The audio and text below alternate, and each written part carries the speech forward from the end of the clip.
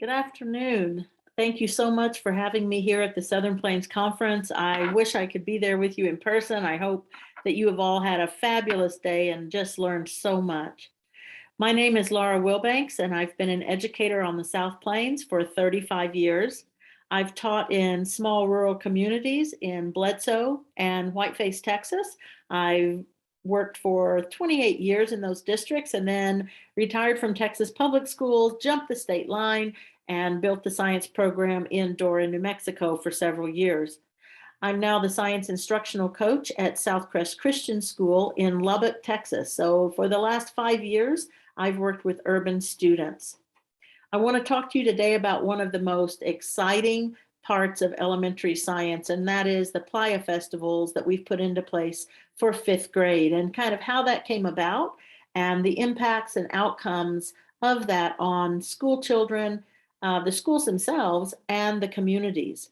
I'll be screen sharing, and so I will start and stop as I need to let you get the picture of what we've been doing in these communities.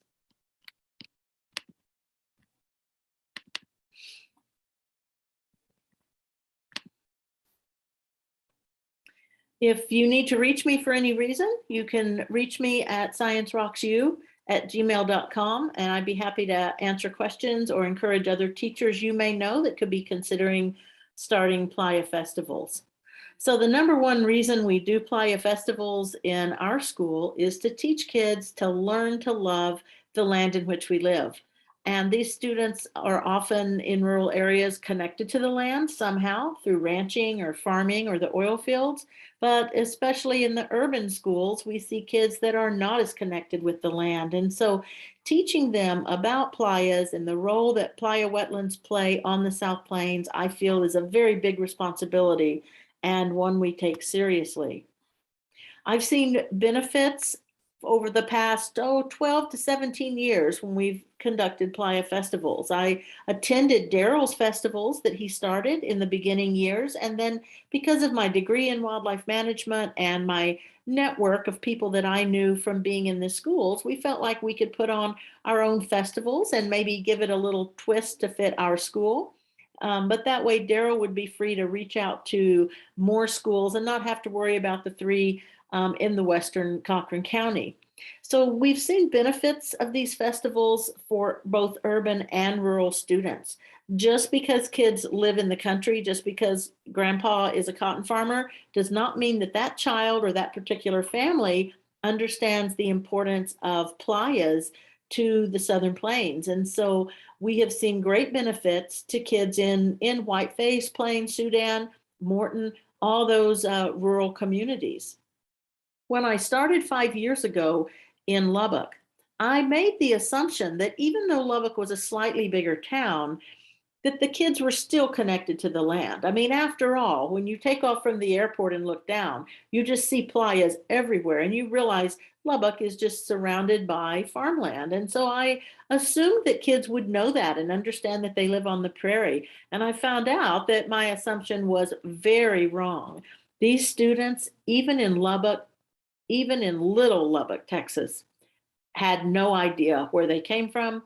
They did not know the value of playas. Many of them, when asked where they live, could not tell you that they lived on the prairie. They did not realize that. They just said, well, we live in a city.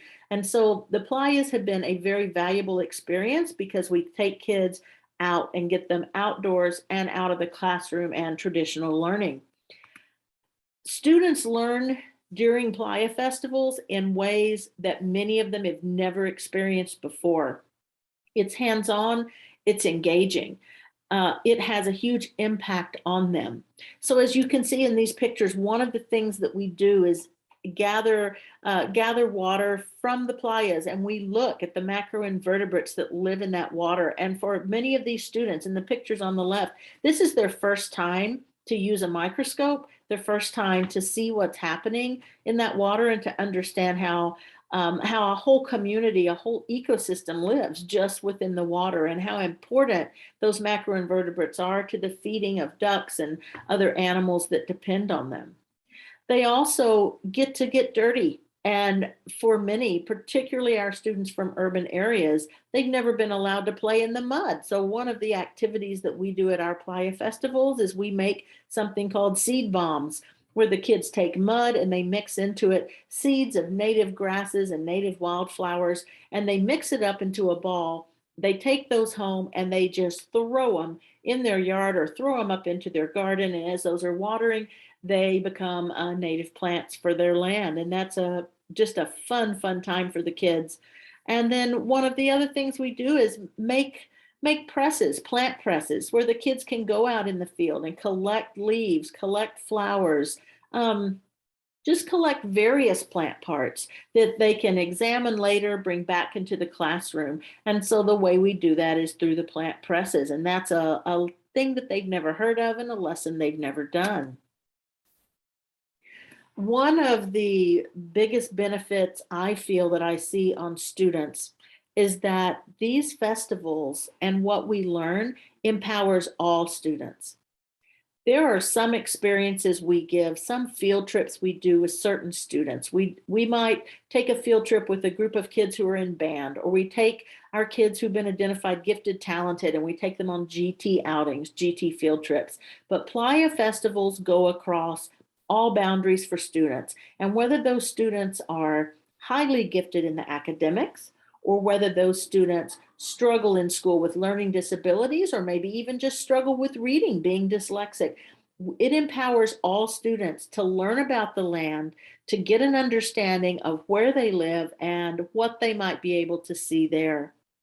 For this young lady on the left, first experience with a horny toad, very first experience. And you just can't learn that from a textbook. You cannot learn that from sitting in a classroom and reading a book about it. You have to be out in the field. And so the field experiences are just invaluable. In fifth grade science, some of the important things that we learn are about erosion and erosion control. There is nothing like actually seeing that with your own eyes. And so getting students gathered around and close and up close and touching things is so important. In this picture, you'll see Jim Steyert, and he's showing kids how having grass on land holds the soil and preserves our topsoil. And these are lessons that the kids don't forget because they've touched it, they've experienced it. So it empowers all these students to understand what's happening. It also helps kids be nature-minded. Some children are naturally curious about the outdoors. I think all kids used to be naturally curious, but today we have a generation that stays inside. Their idea of after-school activity is going home, being on their phone, being on a video game, and many spend almost no time outdoors during a week. This gets them out and lets them see that what they experience in nature is so much more fun than even the video game, even their favorite games. And so it really helps change a mindset towards nature and the love of nature for students. And one of the third pieces of knowledge I love is that it builds regional information and regional knowledge within those kids. It lets them know this is where you live. So where you live in your own backyard, you're going to see blue grama. You're going to see the Tahoka daisy. You're going to smell a chocolate daisy. There are really cool things to be found on the Southern Plains, and it opens up just a whole other world for students. We see other impacts on them as well. And one of the things that I've noticed as a veteran teacher was that our kids who experience stress and anxiety on a daily basis, and those who have ADHD, it totally changes when you get kids involved with their hands, especially when you get kids outdoors. And so when kids are in the classroom and they're feeling the different types of soils, the difference between upland soil and Randall clay, for example, it engages them to a degree that the anxiety goes away, the stress goes away, and just the disinterest that comes sometimes from ADHD and being able to focus disappears because of the level of engagement. And to me, that's one of the greatest benefits of playa festivals. It also allows them to see beauty in everything around them, in all nature. So it's not just a beautiful place when we go to Colorado, to the Rocky Mountains. It is also beautiful to walk across the plains and to walk up to a playa and see what's found there and in that environment. The lack of apathy is one of the key issues that we've seen over the years. Some kids are engaged in school, some kids are engaged in science, but for that maybe 20% who aren't, who are not interested in school, they are interested in school on the day of Playa Festival. I can guarantee you that. There is no one apathetic on that day because they're moving, they're learning, they're caring about things that mean something to them. The grass underneath their feet. What is this grass? Who even knew that plants have male and female parts? That is such a shock for fifth graders to figure out. And it's exciting to them when they pick up a piece of grass and they look at it closely enough and they see that it's actually in bloom. That is just a crazy thing to fifth graders to figure out. And so it is a lot of fun to see that on that day, everyone's engaged and everyone's excited. It can really be a turning point for a lot of students, particularly those 20% who are just not engaged day to day. It can be the turning point for them and totally shift their thinking about school and why we come to school and what we learn and how this will have an impact on our lives. One of the other things that I think is incredible is that, kids usually go home at the end of the day and parents say, "What'd you do in school today?" And what do kids always say? Nothing. I didn't learn anything. I didn't do anything. There was nothing. Really, there's nothing noteworthy to have gone home and told about. But when it comes to hands-on science and particularly playa festivals, those kids go home and they tell their families. They teach them about playas. They teach them about the birds that come to playas. They teach them about the importance. They may even say things they're not supposed to say, like telling grandpa, "You shouldn't be plowing through that playa."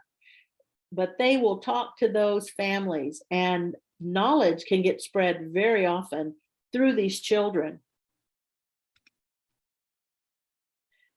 So the impacts don't just stop with students. I feel the impacts of the playa festivals spread to the whole school as well.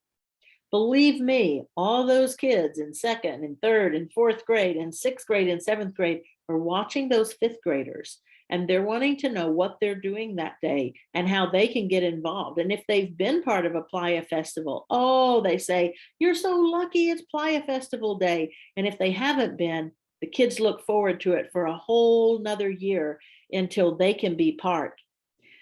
The impacts it has on the school, I feel, for the schools that I've been involved in, is that outdoor learning increases across the board. Once we've had fifth grade playa festivals, we also stop and think, wow, what can we do for fourth graders? What kind of experience could we give them? If playa festivals are so impactful on fifth grade students, what can we be doing for fourth graders? What can we do with third? And this is where the excitement can really spread.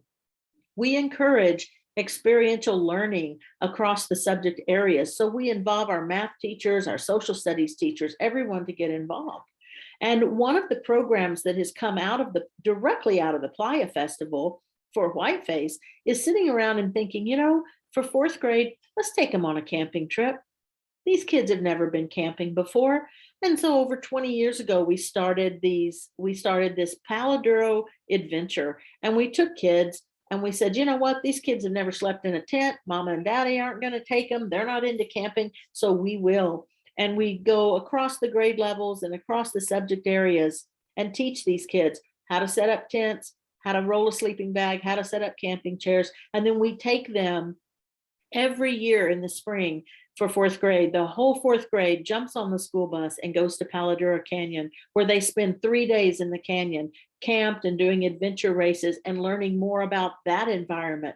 And it all came out of Playa Festival, of learning the value of the land, what's important about the land, and then saying, hey, let's take these kids somewhere else and let's take them, and now let's learn about the canyon lands. And so that kind of impact on a school just absolutely changes the tone of that school. It does not just stay a Playa Festival for one day or for 1 week in the 5th grade classroom. It spreads out to other groups.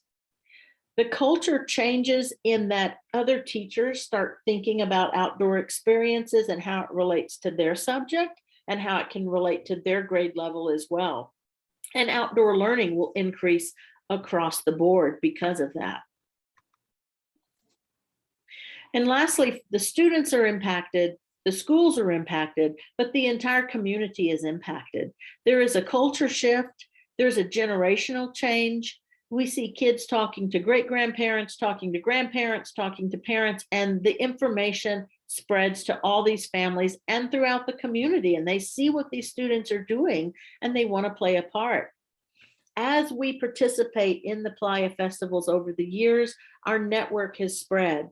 We meet biologists, we meet people from the Fish and Wildlife Service, we meet game wardens and say, you know what, how could they be involved? And we bring them in to play a role. So what starts as just learning about playas expands to learning about many different parts of our ecosystem that we live in.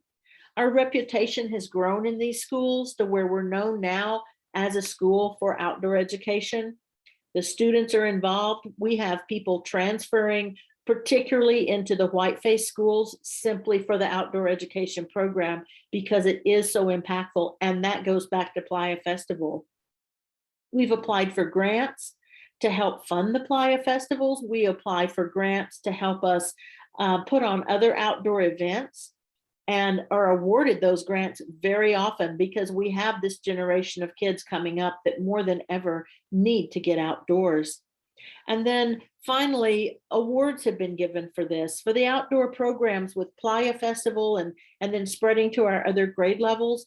We've been recognized in the White House as Environmental Educators of the Year.